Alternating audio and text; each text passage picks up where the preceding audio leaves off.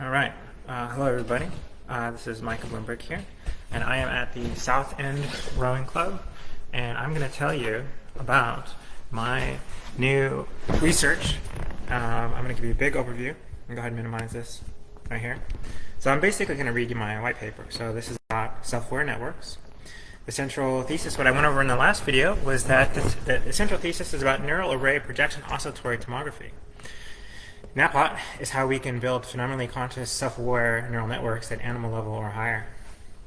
NAPOT is the theory from which existing artificial neural network architectures can be adapted to become sentient, self-aware neural networks with internal representations, internal thoughts, feelings, images, sounds, tastes, smells, animal or human level experiences, and so on.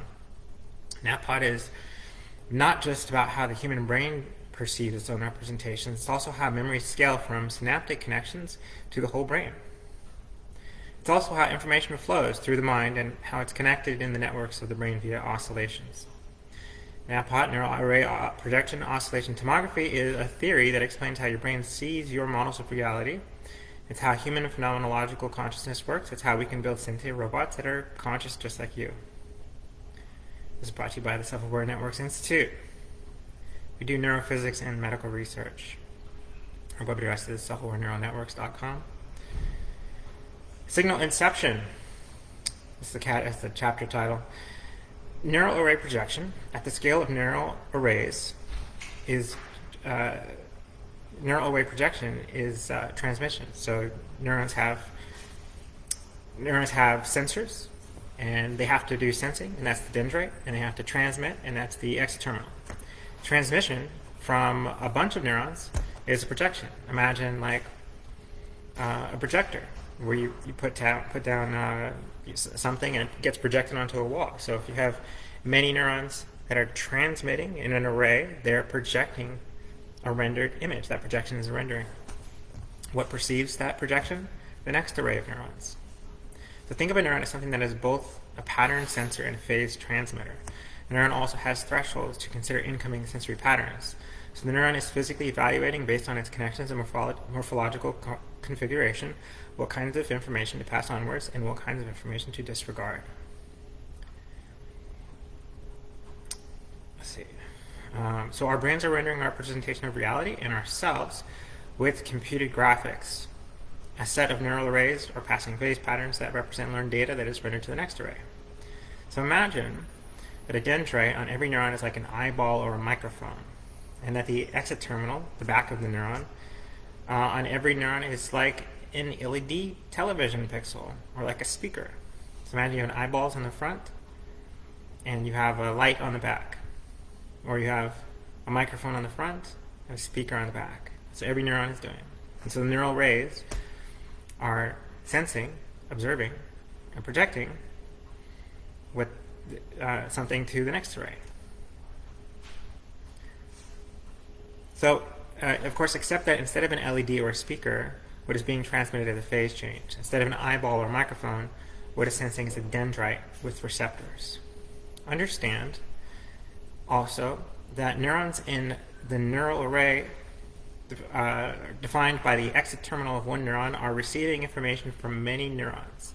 So while I ask people to consider that the front of a neuron, the dendrite, is like an eyeball, and the back of a neuron, its exoterminal array, is like an LED light in a TV screen for the next neural array. The next neural array isn't just getting one LED from one neuron. Each of the neurons in the next neural array are seeing many LED light signals, or really phase changes, from many neurons that are in their receptor field. So the output of one neuron is like one LED light for the next neural array, but the next neural array is seeing many LED lights from many neurons all at once. Obviously, there's no LED lights in your brain. You must substitute the visual of an LED light, which is a thought experiment, designed to help explain NAPOT, with what is really being transmitted between neurons, which is a phase change. In the oscillation of that neuron's cyclic activity, that the whole oscillating group of cells is sensing together. Next chapter is called signal reception. How synaptic connections, receptor configurations, dendritic and cell morphology account for memory. When I was going through NAPOT, I realized that when synaptic connections change, that is your LTP growing. When your synaptic connections grow, you're establishing memories in the physical change of the cell, because that changes what the cell is going to respond to. That changes what the cell is sensitive to. That changes what activates the cell. And therefore, the physical structure of the cell, as represented by synaptic connections, but not only by synaptic connections, is a memory. In the brain and body, at the root of it, a long-term memory is a physical structure change. That changes what the physical structure change that changes what signals some part of the biology responds to over time. I made this picture. What is a memory? What does a memory mean? So when I need to remember and respond to AR glasses, for example, I first need to have a representation of AR glasses learned or encoded in the synaptic connections and dendritic morphology of cells. Cells grow to respond to certain patterns, and they decay to ignore other memory patterns. When I see AR glasses, the dendrite with its receptors responds to it. The cell is activated, and therefore the memory is activated. When cells are physically configured to be sensitive to certain memory, they activate when that pattern is detected, and they do not activate when it's not. What is a memory? And what does a memory mean? An example of a memory, this is basically what I just went over. I wrote it out twice. Synapses are basically an advanced data structure, or what I call an expert data structure, EDS. The postsynapse, which is the receiving dendrite, has receptors. Guess what all cells have receptors? So then I invented the term cellular oscillating tomography, because basically all cells can detect patterns through their physical structure. And that causes the cells it turns out the receptors in every single cell have thresholds for firing. It's like a fractal of action potentials in the neurons. In the neurons, you have your NMDA receptors, for example. They have thresholds for firing, so they consider 4 levels of conductance to determine the response.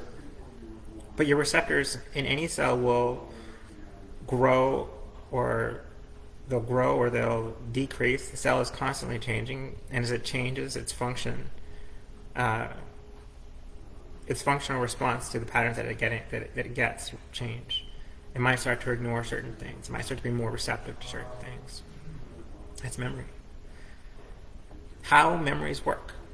The downstream neurons are going to respond to what they are receiving based upon their synaptic connections and morphology, which is your memories, your long-term memories.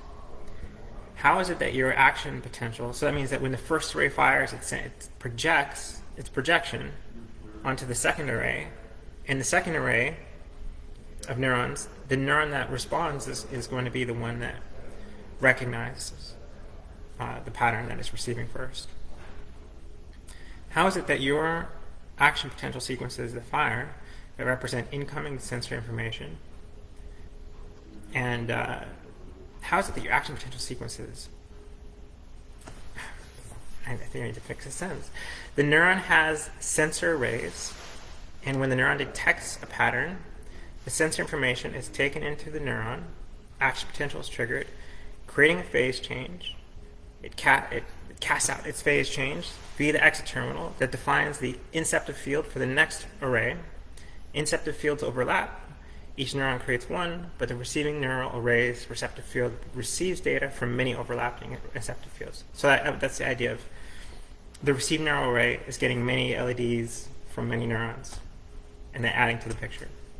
This process of how a neuron goes from having a small synaptic memory, there's a process that explains how a neuron goes from having a small synaptic memory that has a specific physical information pattern that responds. Oh, okay. So what I'm trying to say here, for some reason, I'm just jumping over myself. I rearranged all this stuff just recently, so it's out of order. I'm saying that the exit terminal, because the exit terminal broadcasts out from one neuron to many neurons, this process is how a neuron goes from having a small synaptic memory with a specific physical information pattern that responds only to specific things that it's paying attention to, that it's grown to pay attention to things that it is ignoring.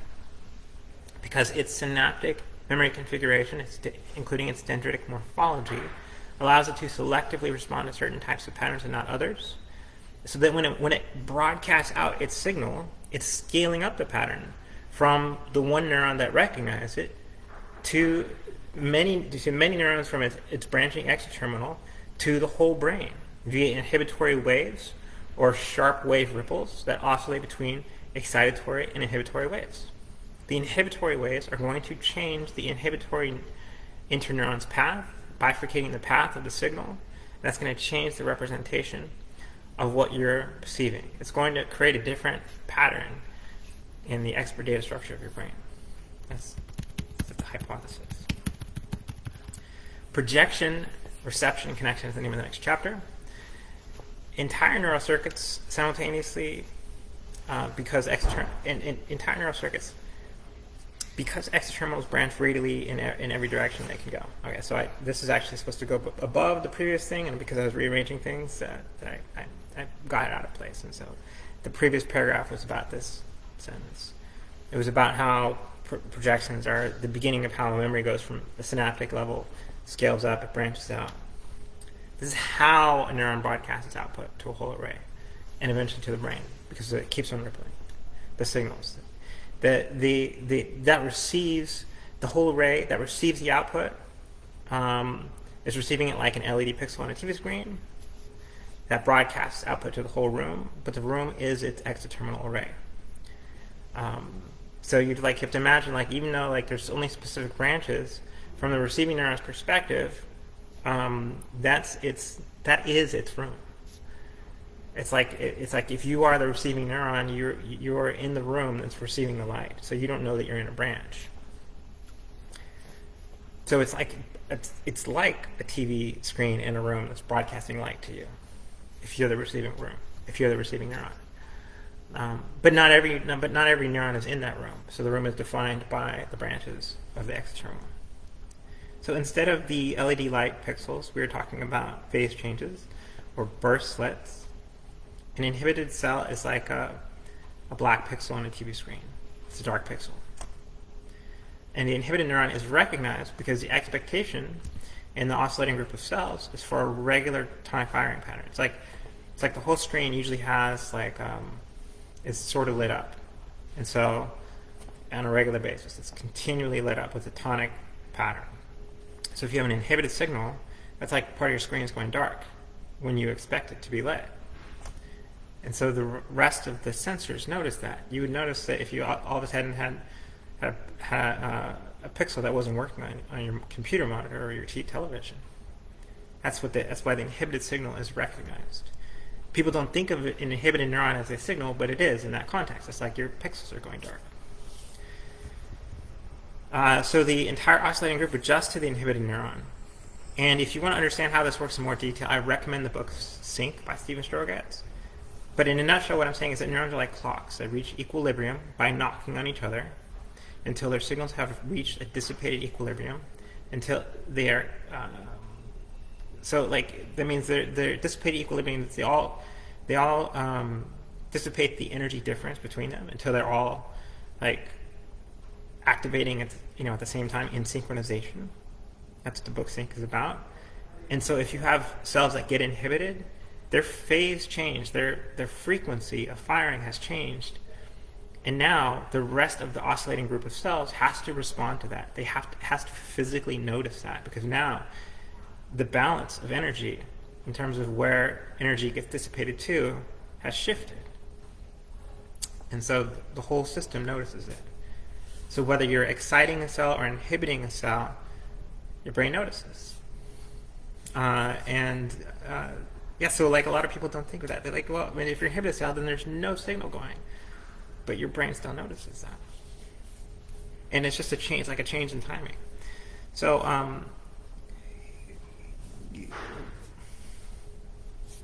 so the next chapter is called Multimodal Oscillation Perfection. The idea is that multimodal patterns, the idea with multimodal patterns is that your ears are receiving patterns, your eyes are receiving patterns, your mouth is receiving patterns, and each one of those things is a sensor modality, and those things are received by your brain, and they get transmitted, and their patterns link together. Neural patterns converge, patterns link with physics of oscillations. Your brain combines what you hear, what you see, what you touch, what you sense. You might say, oh, that is what I touched. I heard that sound. I saw my hands clap. Your neural circuits perceive that information. Your brain combines that information. Your brain can combine different types of signals because the signals are being transmitted across the brain. They're rippling across the brain. Rippling signals go to every neuron. They alter the timing of every neuron. Like a group of fireflies, like a single sensor, your whole body is like a single sensor that is sensitive to anything it can sense. It's a single sensor through oscillation. Those signals percolate or oscillate and bind through oscillation into tomography. Oscillatory tomography of the signals being received by the single sensor that is you. In split brain patients, if you have synchronous activity between the left and right hemispheres, there are other pathways, like through the thalamic bridge, but these other pathways are not required because brain activity keeps the oscillatory activity of the brain very regular. So even though it looks like brain waves are noise, it's working as a high magnitude attractor, an attractor in the sense of oscillations. As a high magnitude attractor, your brain waves are working constantly to keep your brain cells in a ready state throughout the day, a criticality state, expecting both the expected and the unexpected with tonic high magnitude brain wave rhythms. The next chapter is called the flow of information in the brain. So to recap the previous, the first neural array in your eyes, for example, is selectively reacting to sensory input from signals from the environment. And then it's rendering a pattern. It's incepting a pattern in the exoterminal, constituting the presynaptic branches. That's the inceptive field. For the next neural array to perceive, that's reception. It's receiving the dendrites. The receiving dendrites of the next array represent the receptive field of the next array. So imagine that the first array layer is like the input to a computer, like your keyboard. What it sends out is like a computer screen, your TV monitor. The next array perceives that picture, in a sense sees, hears, or feels that picture, and then it creates its own pattern representation for the array layer behind it. The process keeps repeating across the whole brain from the sensory input, neural pathways, and eventually out via the motor output neural pathways. If your brain and body is a fractal of a neuron, the sensor inputs are the dendrites, and the motor outputs are the phase changes. Your body's movement is your computer screen output. Imagine every neuron is an eyeball or an ear with an LED light or speaker. In effect, the neuron sees, hears, or perceives the information pattern from the previous array, and then it transmits the information as a phase change to the next array. Imagine that each of the neural array's output is like the pixels on your TV screen, and via temporal and spatial oscillatory synchrony, your mind is rendered from this neural activity. The next chapter is called self-conception, the flow of information in the brain from incoming senses to motor outputs and everything in between. So note B0327Y is the main note on the flow of information in the brain. It's a conversation that I had with a brilliant neuroscientist. We talked about stuff that comes in from the incoming senses, where it goes to after that, from your eyes along the optic nerve to the thalamus to the occipital lobes in the back of your head, then splitting up to the parietal lobes and down to the temporal lobes. With visual activity, we can talk about it not just being from the thalamus to the V1, it also goes from the thalamus to the V2. Both feed back to the thalamus. These are loops and cycles of brain wave signal activity. There's a lot happening in terms of information and how signals flow through the brain, and my notes cover a lot of that. There are cycles and feedback loops at every level, from backwards propagating action potentials. Yes, there are feedback loops and loops of brain activity defined in neural pathways, and this really dives deep into Douglas Hofstadter's work. Gödel, Escher, and Bach, an eternal golden braid, and I'm a strange loop. You have feedback cycles of neural activity that can give rise to phenomenological consciousness, self-awareness, or the strange loop that Douglas Hofstadter talks about in his books. That is in your brain. These oscillating feedback loops happen at many different scales, from the smallest cells to the largest networks. Your brain is a fractal of oscillating feedback loops. This chapter is called Self-Motor Correction, Neural Circuits, Thoughts and Motor Output. Traveling through these patterns or traveling through our neural circuits so that we have an inner voice having different activations. This note was about describing how our inner thought, our inner dialogue, or even external dialogue, when I speak, there's a sequence of brain activity that's firing, that's causing the muscles in my larynx to produce sequences of words, sequences of sounds, such as vowels, consonants, and different sounds. And there are sequences of neural activity that are causing these muscular changes, these motor outputs. So the motor outputs are causing my voice and my words and my fingers when I type. So traveling through these neural circuits are patterns of activity, and activity patterns flow through the neural paths of my motor output in different cells, firing sequences that evoke different sequences of movement, as you can see, such as different sequences of movement in the larynx. Causes neural circuits to fire in sequences like the lines on a TV screen that is seen by the oscillator itself, because each neuron is mechanically listening to other neurons. So this next chapter is called Scaling Memory Recollection. I figured out a process for how neurons can scale up their memories. Have new theories of how. Long-term memory is LTP. Long-term forgetting is LTD. The first concept of long-term potentiation is historically granted to Santiago Ramon Cajal in his 1894 Croonian lecture. He proposed that memories might, this is almost quoted from Wikipedia, this little paragraph, I should put that in quotes, but he proposed that memories might be formed from strengthening connections between neurons. In 1949, Donald Hebb proposed that cells grow new connections to make metabolic and synaptic changes. Some of the latest research adds to this by exploring how, this part I added, by exploring how the morphology of the dendrite gives rise to additional computational complexity for the neuron's ability to learn and predict and recognize complex information patterns. In your eyes, ears, nose, mouth, and the first layer of sensory input neurons, ganglion neurons, are going to render information for the next layer and the next array of neurons to perceive, and the process repeats, and each neuron in each array or layer renders some pattern for a subsequent or downstream array of neurons to perceive. No neuron array understands that it is not the first layer of neurons, because the neuron only perceives what's in its receptive field.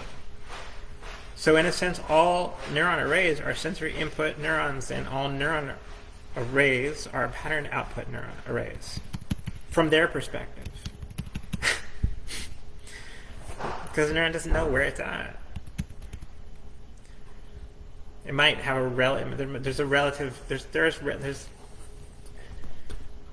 okay, let's finish that thought another time. So scaling cortical column inception is the next chapter.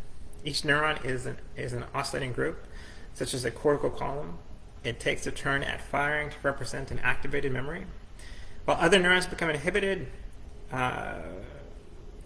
so the neuron takes a turn at firing to represent an activated memory. It fires, that represents the activated memory, and other neurons become inhibited by that neuron that fired. But this process magnifies. When that neuron inhibits its nearby neurons, that is the magnification process for how it magnifies the memory that it activated to a greater scale. That's my theory. So when neuron broadcasts its high phasic wave, its signal zooms out along the path of its X terminal to many neurons. But that signal keeps going. It creates a sharp wave ripple of alternating waves of inhibition and excitation. Inhibition, excitation. Imagine the function of a photocopier, right? When something is magnified on a magnification on a photocopier, that's the idea. And I got the idea from reading the book Sync, when he mentions the photocopier effect. But he didn't mention it in the same exact way. But he's a slightly different use case. But I got the idea. I put the idea together after reading his book. So I argue that the computational units that are oscillators my argument is that the computational units in the brain are oscillators of varying scales. You need to fix that word. What is variating? Just it's just a typo. So patterns in our mind are scale invariant, and that means that they can be generated and played back on all scales, defined by single oscillators or group oscillators, groups of oscillators, groups of cells that are oscillating together. Patterns can be played back by single neurons or groups of cells. This next chapter is called fractal conscious. And you see, I took the word fractal and I turned it into an acronym that's functional recursive activity, cortical telescoping, asymmetric lensing. It means something though. Perception. Fractal conscious perception is functional recursive activity, cortical telescoping, asymmetric lensing. What I mean is that activity in the cortical columns is fractal. It's an oscillating feedback loop. The smaller patterns of the neuron scales are magnified at the cortical scales and communicated across the brain via the pyramidal cells and the major brain networks, including the thalamic connections. But this magnification of synaptically stored memories to cortical columns has a lensing effect, a magnification effect. I misspelled that. So that your whole brain can be focused on one tiny detail or one tiny memory, and the column scale memories, like the neuron scale memories, are differentiated. None of the columns exactly mirror the rest. The column, the representations, the memory representations in your neurons and your columns and your brain networks are similar, but they're all different. They're differentiated. They're like asymmetric magnified memories. Similar, but something is a little bit different. The section on fractals, the anatomical and functional fractals, that's going to be in the book, as well as fractals in medical imaging, is intended to support the hypothesis that I'm sharing about how memories are stored in synaptic connections and scale to whole brain activity. There's a lot of medical imaging with EEG, MEG, MRI, and different medical imaging devices that show that there's fractal brain activity patterns that occur at the small scale of in neural circuits and occur at larger scales in the whole brain. And so that idea is where I got this idea that memories have to scale up. They have to, you have a small memory, your whole brain needs to think about it. Memories have to scale, but they also have to move. They have to move from being stored in synaptic connections that are in one place. Because you might have a memory that is a visual memory in the occipital lobes, and you might have a tactile memory, right? And you might have an auditory memory. And the idea is that these memories have to come together. They have to move. So they have to go from where they were stored in synaptic connections to being something that your brain can be conscious of and merge together. So when you hear a sound and you see a sound, when you see your hands clapping, you hear that sound, you've got memories that were formed in different places that are coming together. So the memories have to scale up and they have to come together. And so something that your brain can be conscious of and merge together with multiple memories. So this allows your brain to be conscious of something because your memories can merge together with your brain can merge together multiple synaptic memories from multiple sensory modalities representing different aspects of that memory. The touch, taste, smell, texture, feeling, emotion, visual, and acoustic memories are all thought to be evoked from different places. But if these memories are stored in synaptic connections, they have to scale, to move, and converge in order to connect together to different brain regions that are thought to represent the different aspects of these evoked memories. So NAPOT provides an explanation for how this happens, and the fractal section of the book is meant to support the idea of memory scaling and scale invariant memory recall. Memories have also temporal, spatial, and scale invariance. And their information is encoded as phase variations that we can quantify mathematically and compute in an artificial brain. The part about fractals in medical imaging also supports the idea that synaptic memories stored in individual neurons scale up to become conscious memories by creating an alternating inhibitory, excitatory waves that ripple across the brain in sharp waves. So you can look up sharp wave ripples if you want. There's a lot of research on sharp wave ripples in the hippocampus. The hippocampus is considered to be, by some neuroscientists, the first cortical column. There's the references to. Let's move on to the next chapter. Conscious perception. That chapter was a hard chapter. Well, I need to fix that one. The conscious perception. The oscillator is the observer. Observation is the collective oscillation of the single sensor that is all of your cells and you. So Jack Gallant is a well-known neuroscientist based in Berkeley, and he created his laboratory where he brought in people to sit in an MRI machine and they watched a movie, and the machine made correlations between blood flow activations in the brain and the movie they were watching. So the machine could predict, based on the blood flow activations alone, what the image they were seeing in the movie. The machine was just matching images from each frame of the movie to what your blood flow pattern was at the corresponding moment in time. So the machine was not decoding any human emotions or intentions, it was just learning image patterns. But the point is that it is broadly accepted that the brain is making representations of reality inside the brain. Like we have neurocorrelates that neuroimagers, the professionals who do this work, map and try to decode. What does this brain activity pattern mean to this person's physical activity or what they're seeing? So we have, so what we perceive, we are constructing in the brain. This is broadly accepted neuroscience, that we have neurocorrelates, and these neurocorrelates mean our brains are constructing our models of reality in our brains with these neurocorrelates. But where inside the brain is the observer? That's the next question. Where is the inner eye that is observing? They ask, where's the locus of consciousness in the brain? Where is it all coming together? Where is the observer Gallant? That's the name of the next chapter. The key thought about of where the observer is in the mind, where is the person inside who is watching the brain's representations, is to think of the flow of information in the brain as a series of arrays, a distributed observer. We know when we talk about your brain, we can talk about the neurocorrelates of your experience.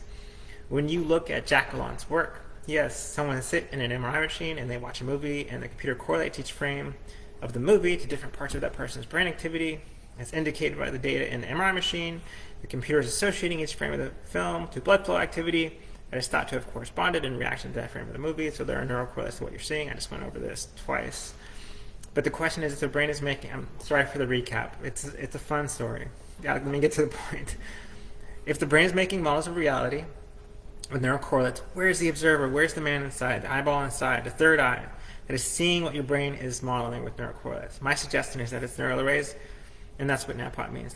The concept introduced with neural array projection oscillatory tomography is that each neural array is seeing part of the picture, and each neural array is computationally rendering part of the picture, and through oscillation, the different parts of the picture of what you're seeing right now are bound together.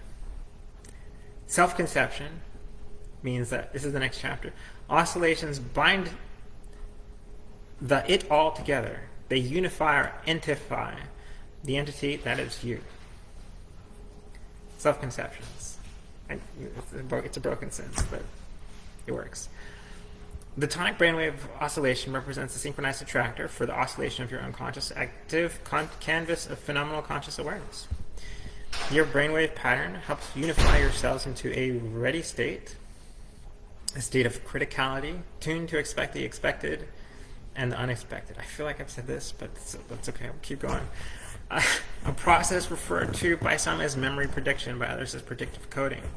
But like those concepts, oscillating and binding your temporal and spatially distributed models of reality through oscillation.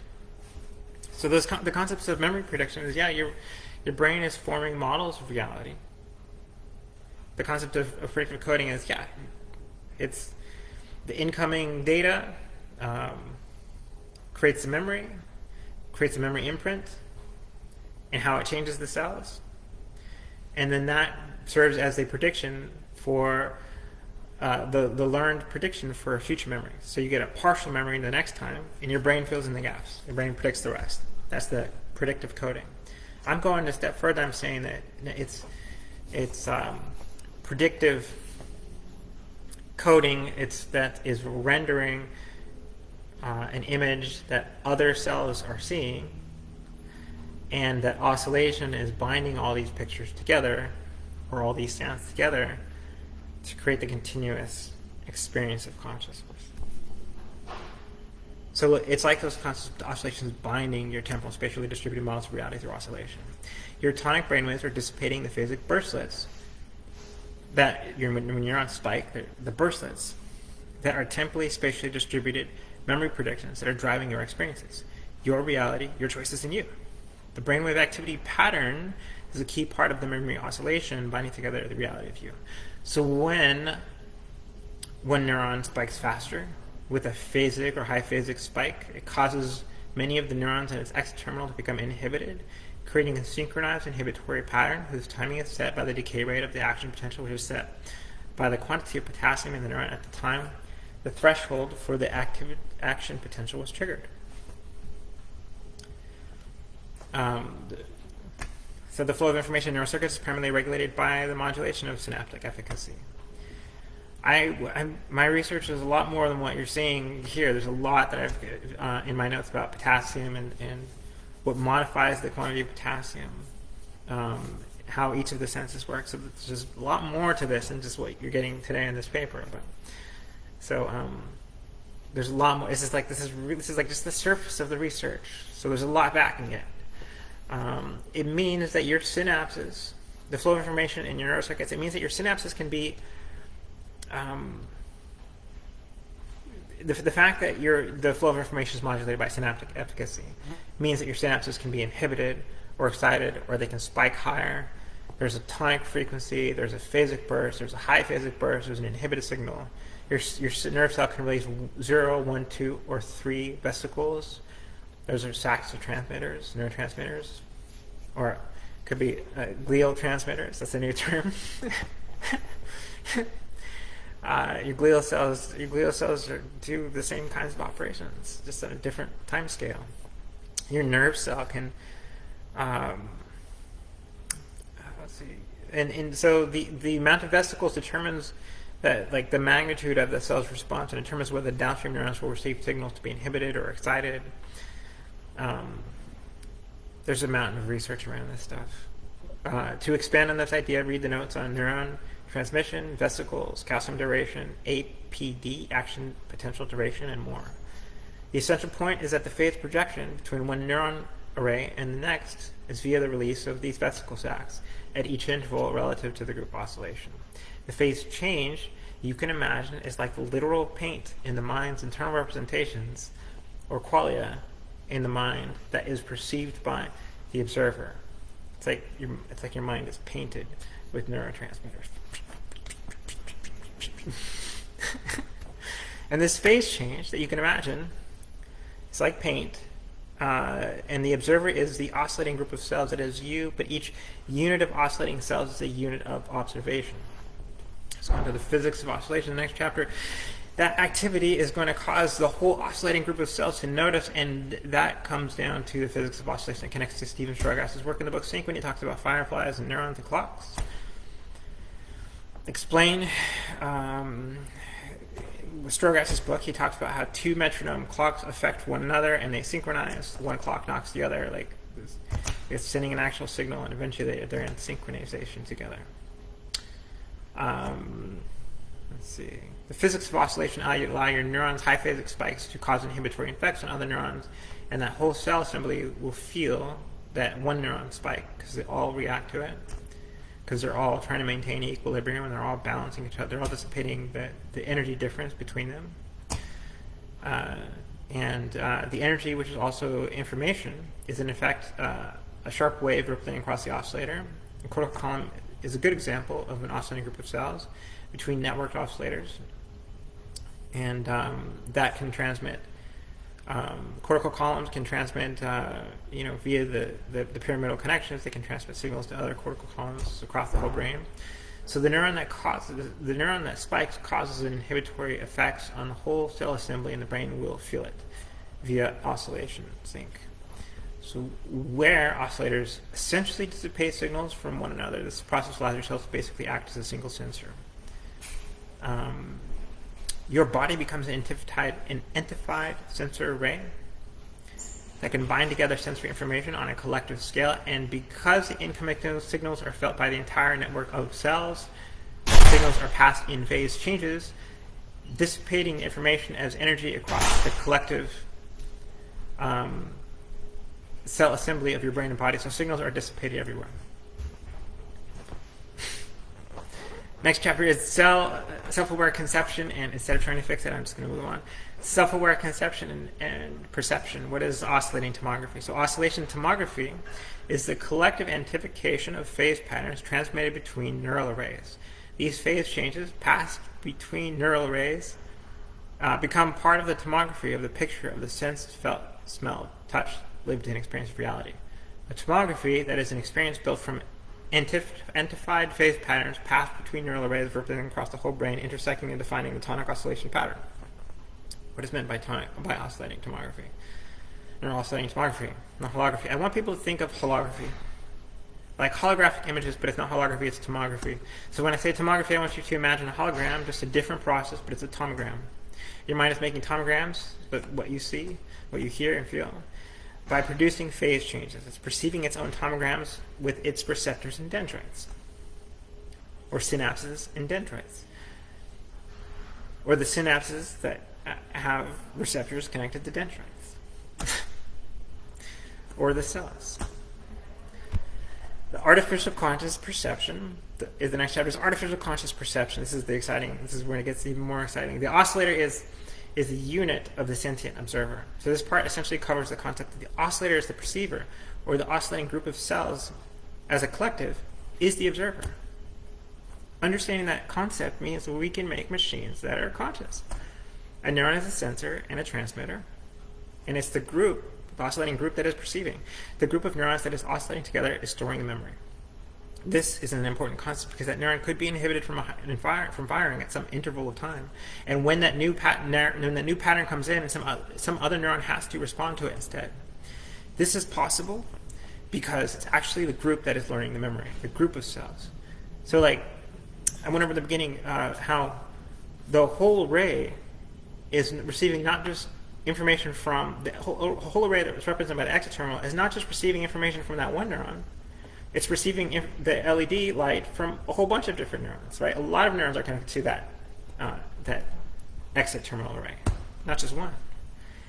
And so this means that whole group is learning the same patterns. So the whole oscillating group of cells can react to the received signal. And some of them are more sensitive to that pattern than others. But if one of them can't respond because it's inhibited at that point in time by some other signal, another cell can take its place and have a different asymmetric representation of that pattern. So I'm not sure if asymmetric is the right word, but it's a different version of that pattern. It's a useful word. It's like a mirror of that pattern, but it's a different mirror. So any part of that group of cells can receive that signal, and the rest of the group can react to it. In fact, they do physically react to any pattern they receive as a collective, just like the fireflies in the book Sync by Steven Strogatz. So when I say a neuron is mechanically listening to other neurons, I mean that a neuron is physically reacting in a mechanical way to the signals from the previous array of neurons. This is what neuroscientists have noticed and documented with verifiable research. The argument that I'm making is that every neuron is a sensor and a transmitter, and every cell has the dendrite, which is the sensing part of the neuron, and every cell has the exoterminal, which is the transmission or broadcasting part of the neuron. So every neuron is sensing part of the picture and transmitting part of the picture, and through the physics of oscillation, all the different pictures are bound together in the whole image, and that is how the brain makes the conscious mind, and that's my book. But I go deep into the neurophysics of like what is actually happening at the physical level of the neuron, and how the memories are formed via synaptic connections, and how they have to scale up. How does a memory go from being something that is tiny, something that is stored in synaptic connections, to something your whole brain is aware of? We went over this earlier. But so imagine that what you're seeing and experiencing in reality is a tomographic rendering constructed from phase signals. You're seeing tomography, not holography, of your brainwave activity, detected by oscillating dendrites.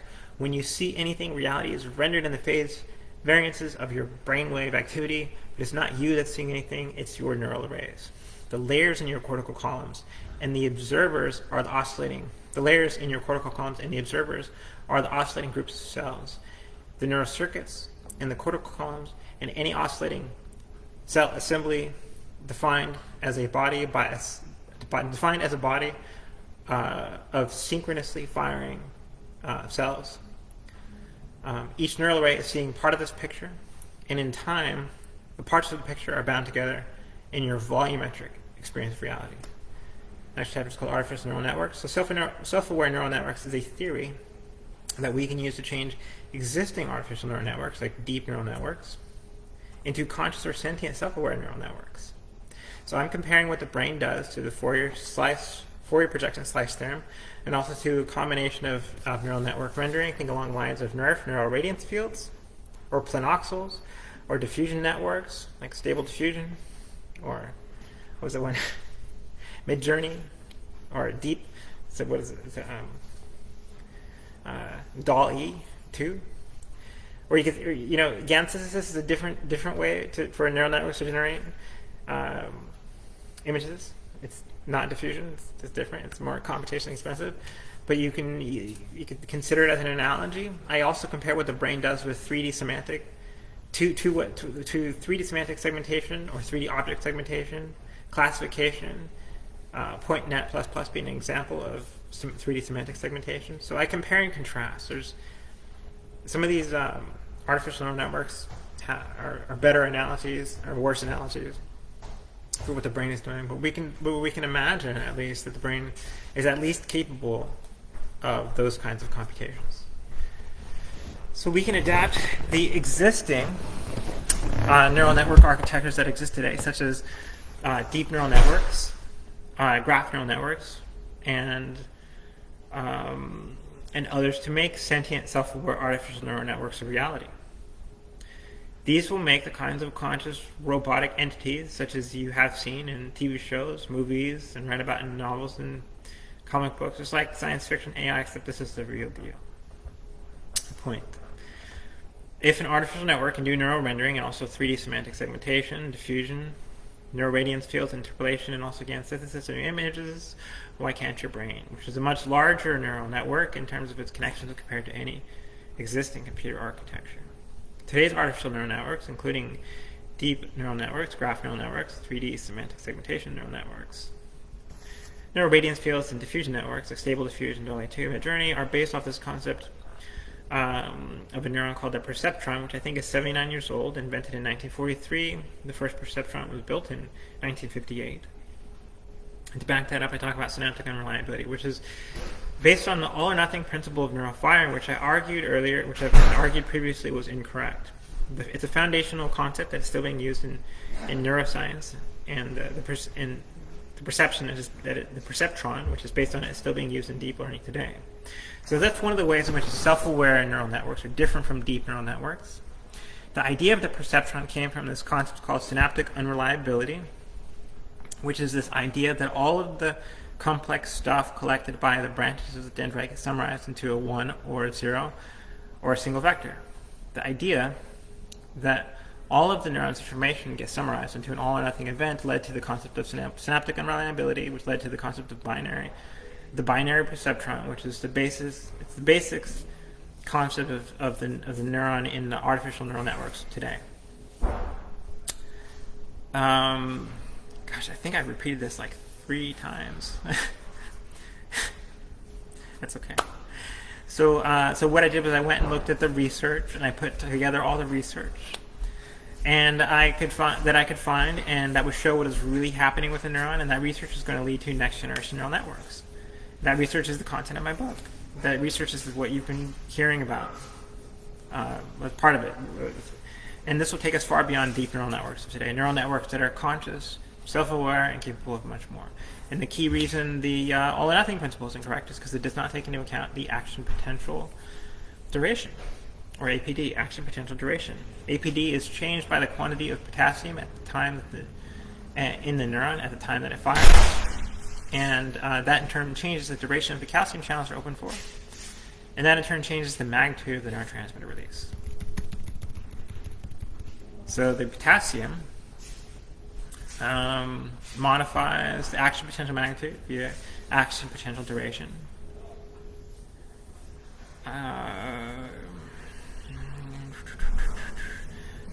So imagine your mind is like a cycle of activated neural coincidence detections tomographically connected via oscillation to volumetric temporal and spatial patterns, sort of like a more advanced form of deep learning with similarities to diffusion networks, graph networks, and 3D semantic segmentation networks. Deep learning has had multimodal networks for a long time now. You can combine the convolutional neural network with the recursive neural network. You can combine a neural network that's focused on visual information with a neural network that is focused on audio information. You have cross-training between different modalities.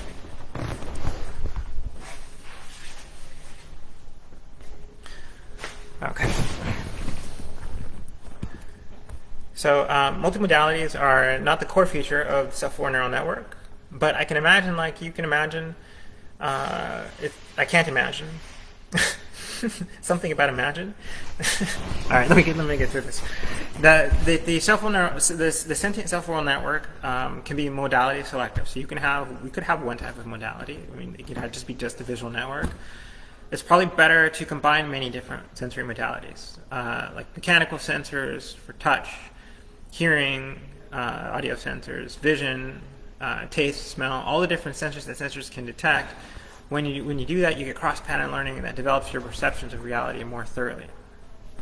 There's no strict recipe that we have to follow when we make these self-aware neural networks. So we can add modalities, we can have new kinds of sensors that don't exist yet in animal kingdom. David Eagleman, a neuroscientist, talks about plugging stock data into your brain. And Jeff Hawkins spoke about using neural networks to predict anomalies in the electrical grid. The concept is the same. Any kind of sensor can be plugged into a sentient self-aware neural network.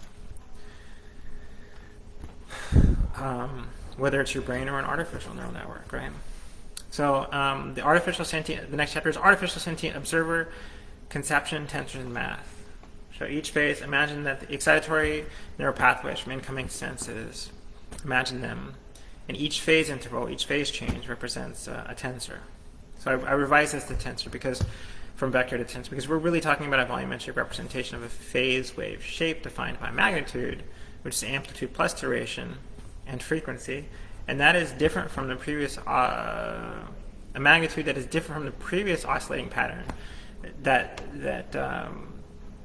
computational unit, the neuron, the cell cluster, the cell circuit, the cortical column, the dipole, or the oscillating neural network component was oscillating with. So there's a tonic oscillation that defines an oscillating group. That could be a single neuron. That could be a bunch of neurons. That could be a whole cortical column. It could be a dipole.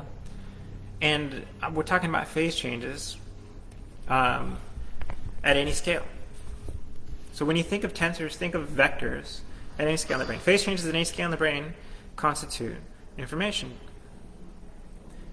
In the context of if you have a very common signal that has, in information theory, that has a very common signal has low information value, and a rare signal has high information value.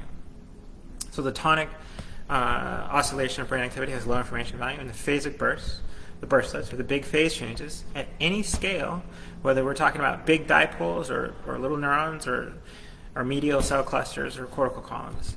Any phase change transmitted from any of these structures at any scale is information that's received by another structure. And small structures can transmit information to big structures, and big structures can transmit information to small structures. So large structures can drive changes at the small scale, and you can have top-down and bottom-up change. At the scale, because patterns have invariant causation in the brain. Patterns have scale invariant causation. So patterns of any scale can cause effects and changes through patterns of any scale. And that works in part because of the criticality of the ready state and the receptiveness, selective receptiveness to certain patterns that your brain's morphology and receptors grow to adapt to or decay to ignore. So when you think of tensors, think of like vectors in linear algebra. A vector has two numbers that indicate a direction on the xy graph. But imagine a 3D space defined by x, y, z, the graph, plus time. So you want to define where and when in 3D space for each time interval some delta of change is happening, which represents the phase difference from the normal oscillating tonic brainwave pattern. The phase difference means the action potential, the burstlet, the phase difference is the spike that results in a phase change that is different from the tonic current, right? And when you have, so it's the tonic is this like average low information, and the spikes are the information, the high information, right? And so I'm suggesting that basically that, yes, reality is volumetric, but our rendering of reality is volumetric. And our rendering of feelings, emotions, thoughts, images, sounds, everything you think about, that the mind thinks about, that the mind perceives and believes in and remembers, can be adapted to this volumetric representation of reality as phase changes, as phase variance is dotting a 3D graph over time, which is what your brain represents, that 3D graph over time that tracks all the phase changes in a 3D graph. Okay? This is cool. I'm like, why isn't this more popular? That's what gets me. I'm like, this is so cool. This is how we relate to other people and to animals with this is volumetric representations, with sequences of volumetric representations. Animals have sequences of volumetric representations. That's how animals navigate reality. They have to have a mental map of their spaces, of their environment to navigate, to get from point A to point B, so they can get the food and get to their shelter and get to their friends, whatever. Get away from the cats. Or maybe they have a cat friend. Introducing Metatron to replace the perceptron. So the artificial neuron is the perceptron. The Metatron is the unit of computation in a self-aware neural network. It's based on how biology actually works. The Metatron is a computational unit. The Metatron, because as a computational unit, a Metatron's location is virtual within an oscillating cell assembly. The entire oscillating group of cells learn variations of the same pattern, so any cells in that oscillating group can respond to the incoming sensory pattern.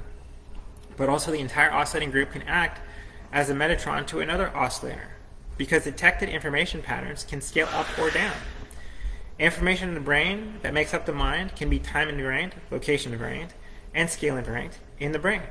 A Metatron is like a floating processor unit that exists at different scales and uses whatever hardware is available. So Metatron is not perceptrons.